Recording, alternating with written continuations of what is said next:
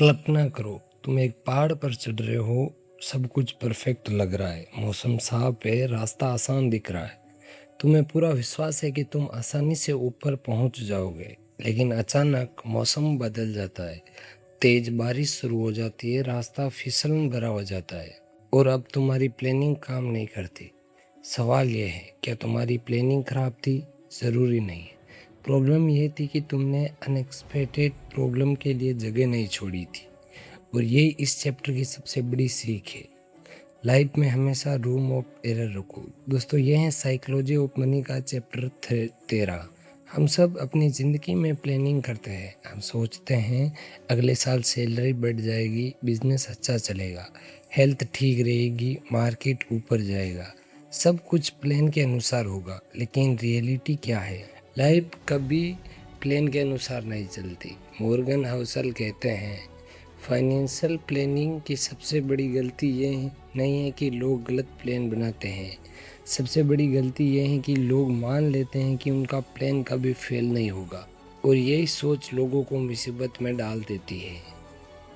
मान लो एक व्यक्ति हर महीने 50,000 कमाता है और हर महीने पूरे 50,000 खर्च भी कर देता है, सेविंग ज़ीरो। अब अचानक जॉब चली जाए तो सिर्फ एक अनएक्सपेक्टेड इवेंट उसकी पूरी फाइनेंशियल लाइफ हिला सकता है। दूसरी तरफ एक व्यक्ति 50,000 कमाता है लेकिन 10,000 बचाता है, इमरजेंसी फंड बनाता है। उसकी लाइफ भी परफेक्ट नहीं है, लेकिन प्रॉब्लम आने पर उसके पास समय और विकल्प दोनों होते हैं।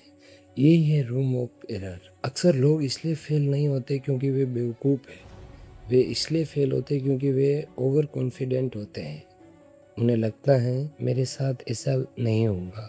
लेकिन लाइफ किसी के साथ भी सरप्राइज कर सकती है, like Covid, job loss, business failure, medical emergency. इनमें से किसी ने भी पहले परमिशन नहीं मांगी। मॉर्गन हाउसल एक शानदार एग्जाम्पल देते हैं। एरोप्लेन बनाने वाले इंजीनियर्स दुनिया के सबसे स्मार्ट लोगों में से होते हैं, फिर भी एरोप्लेन में एक्स्ट्रा फ्यूल रखा जाता है। क्यों? क्योंकि वेदर बदल सकता है, ट्रैफिक हो सकता है, इमरजेंसी आ सकती है। यानी एक्सपर्ट्स भी जानते हैं कि फ्यूचर प्रेडिक्ट नहीं किया जा सकता।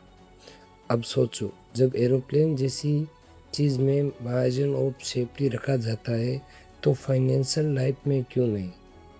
बहुत लोग मार्केट में इन्वेस्ट करते समय पूरी कैपिटल लगा देते हैं।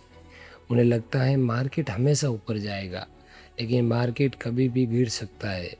और जब गिरता है तो वही लोग पैनिक में बेच देते हैं। क्यों? क्योंकि उन्होंने रूम ऑफ एरर नहीं रखा था।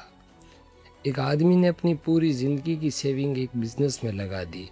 उसे पूरा विश्वास था, लेकिन मार्केट बदल गया, बिज़नेस फेल हो गया और उसके पास बैकअप प्लान नहीं था। अब दूसरी तरफ एक व्यक्ति ने अपने बिजनेस में इन्वेस्ट किया, लेकिन इमरजेंसी फंड भी रखा, बैकअप प्लान भी बनाया, रिस्क भी लिया, लेकिन सेफ्टी नेट भी बनाई। जब प्रॉब्लम आई तो वे गिरा नहीं, क्योंकि उसके पास रूम ऑफ एरर था। लाइफ में सबसे डेंजरस वर्ल्ड ये है कि ये कभी नहीं होगा, क्योंकि हिस्ट्री बार बार साबित करती है वे वही चीज़ होती हैं जिनके बारे में लोग कहते हैं कि ये कभी नहीं होगा।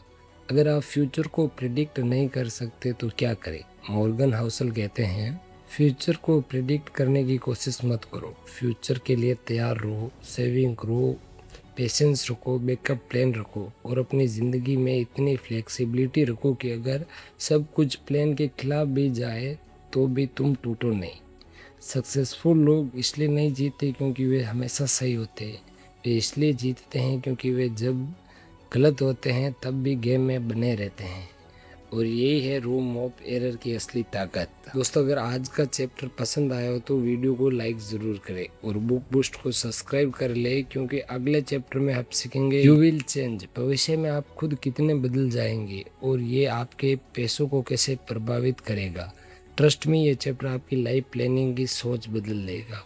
और अगर आप इन्वेस्टिंग जर्नी शुरू करना चाहते हो तो डिस्क्रिप्शन में दिए गए स्टॉक लिंक को ज़रूर चेकआउट करें। मिलते हैं अगले वीडियो में, तब तक सीखते रहिए, ग्रो करते रहिए और अपने माइंडसेट को अपग्रेड करते रहिए। बाय बाय, टेक केयर, जय हिंद, जय भारत।